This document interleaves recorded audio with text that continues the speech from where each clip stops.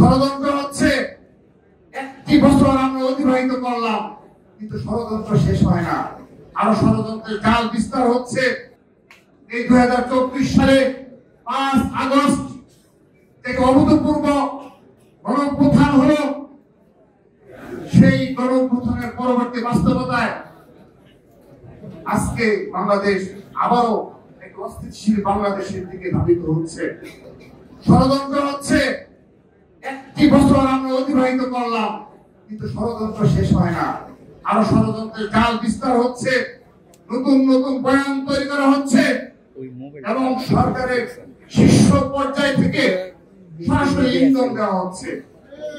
আপনি সর্বশেষ একটি বিষয়, যদিও আমরা ছাত্র দলের রাজনীতির সাথে সম্পৃক্ত, আমাদের ক্যাম্পাস কেন্দ্রিক এবং আমাদের অপর রাজনীতিতে এখন আমরা সম্পৃক্ত রয়েছি। আমরা নির্বাচনমুখী হতে পারিনি, কারণ পার্টি থেকে বলা হয়নি এবং আমাদের ছাত্র দল থেকে সিদ্ধান্ত হয়নি।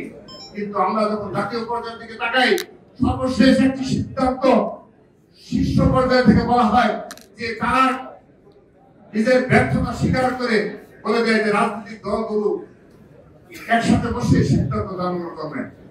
এইভাবে গণঅভ্যুত্থানের পরবর্তী বাস্তবতায় এতটা দুর্বল কোন সরকার থাকতে পারে, এখানে এই প্রাসঙ্গিকভাবে শহীদ রাষ্ট্রপতি জিয়া রহমান ইতিহাসে বারবার ফিরে আসেন। কিভাবে তিনি 1975 সালের সে 7 কমান্ডোর পর পুরো জাতিকে এক এবং ঐক্যবদ্ধভাবে একসাথে রাখতে তিনি সমর্থ হয়েছিলেন।